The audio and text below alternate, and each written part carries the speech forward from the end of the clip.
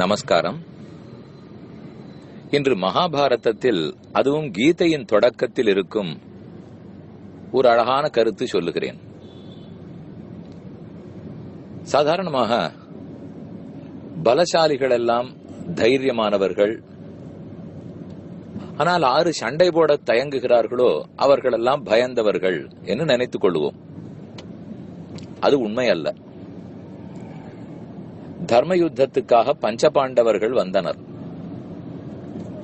கருணையாலே அர்ஜுனன் கவலைப்பட்டானே தவிர தர்மபுத்திரன் எதற்கும் கலங்காமல் தைரியமாக யுத்தத்திலே நின்றான். அதனால்தான் யுதிஷ்டிரன் என்னும் பெயர் ஏற்பட்டது. யுத்தத்தில் ஸ்திரமாக நின்றான். அதே துரியோதனன் கொக்கரித்துக் கொண்டு கண்டிப்பாக வெற்றி நமக்குத்தான் என்று இருந்ததாக நமக்கு தோணும்.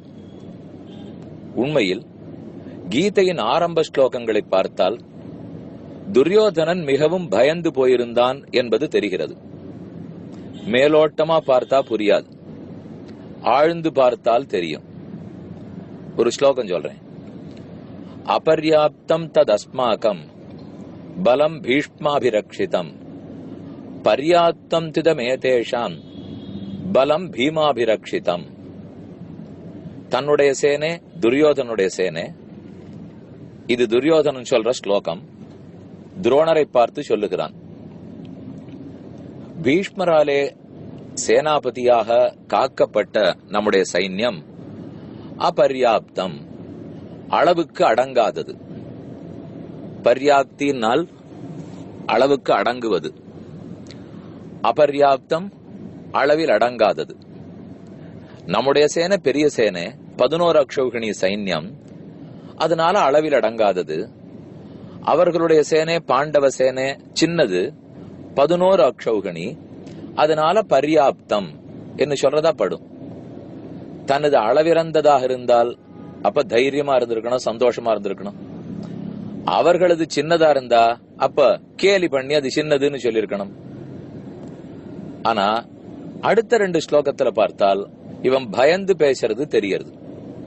தஸ்ய சஞ்சனயன் ஹர்ஷம் குருவிருத்த பிதாமகா. பிதாமகரான பீஷ்மர் துரியோதனனுக்கு ஆனந்தத்தை ஏற்படுத்தினார்.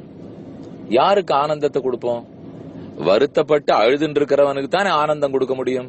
ஒருத்தர் சிரிச்சுட்டே இருக்கிறச்சே கிட்டக்க போய் அழாதீங்கன்னு சொன்னா கோவிச்சு நடுவர். அதனால துரியோதனனுக்கு ஏதோ உள்ளூர வருத்தம் இருந்திருக்கு. அதை புரிந்து கொண்ட பீஷ்மாச்சாரியர் தன்னுடைய சங்கத்தை எடுத்து ஊதினார். அதனாலே துரியோதனனுக்கு சந்தோஷத்தை கொடுக்க பார்த்தார்னு மேல ஸ்லோகம் வருது.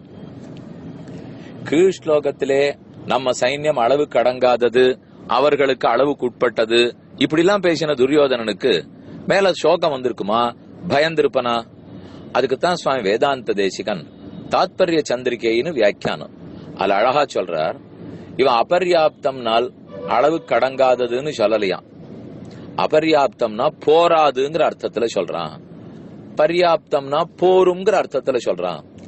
அப்படின்னா நம்முடைய சேனை பாண்டவர்களுடைய சேனையை ஜெயிக்கிறதுக்கு போராதுங்கிறானா. பாண்டவர்களுடைய சேனை நம்முடைய சேனையை ஜெயிக்கிறதுக்கு போரும்னு சொல்றானா. அப்படியா? அந்த இடத்துல ஸ்லோகத்தை பார்த்தாலே தெரியும். இவர்களுடைய பட்சத்தை பீஷ்மர் காக்கிறார், அவர்களுடைய பட்சத்தை பீமன் காக்கிறான். முதல்ல இவா 2 பேருக்கும் நிகரா சமமா?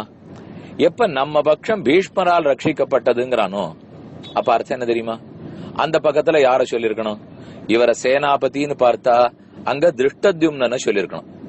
இவரை சிறந்த வில்லாளின்னு பார்த்தா அந்த பக்கத்துல அர்ஜுனனை சொல்லிருக்கணும்.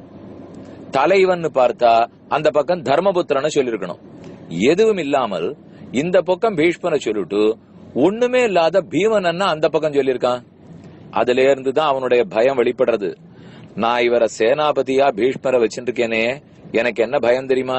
பீஷ்மர் ஒரு பிரதிஜை பண்ணிருக்கார், யார கொன்னாலும் கொல்லுவேன், இந்த 5 பேர் பஞ்சபாண்டவர்களை மட்டும் தொடவே மாட்டேன், அவளுக்கு கஷ்டம் கொடுக்க மாட்டேன். இது இவருடைய பிரதிஜை. இதே அந்த பக்கம் பீமன் இருக்கானே, இவருக்கு நேர் எதிர், அவன் என்ன சத்தியம் பண்ணிருக்கான் தெரியுமோ? யார விட்டாலும் விடுவேன், இந்த 100 பேரை மட்டும் விடவே மாட்டேன், அவர்களை கொன்னே தீருவேன், கௌரவர்களோட விட மாட்டேன்னு அவன் சத்தியம் பண்ணிருக்கான். இப்ப இப்ப துரியோதனனுக்கு பயம், அவளை ஒண்ணும் பண்ண மாட்டேன்னு சொல்ற பீஷ்மரை வச்சிருந்து நம்ம கொன்னே தீருவேன்னு சொல்ற பீமனை எப்படி ஜெயிக்க போறேனோ தெரியலையே என்று அவன் பயப்பட்டிருக்கிறான். அந்த பயத்தினாலதான் தங்களது போராது, ஜெயிக்க போராது, அவர்களது ஜெயிக்கிறதுக்கு போரும் அப்படின்னு பிரிச்சு சொல்லியிருக்கான். இந்த பயத்தை தெரிந்து கொண்ட பீஷ்மாச்சாரியர் தஸ்ய சஞ்சனயன் ஹர்ஷம் குருவிருத்த பிதாமகா, பிதாமகரான பீஷ்மர் துரியோதனனுக்கு ஆனந்தம் கொடுக்கறதுக்காக தன் சங்கத்தை ஊதினார். ஆக இதுல இருந்து தெரிஞ்சுக்கிறது என்ன, ஒரே பலசாலியா இருக்கிறவாள்லாம் தைரியமா இருக்கான்னு அர்த்தம் இல்ல. கூட்டம் கூடினத்துக்காக தைரியம் வந்துராது, பலம் வந்துராது.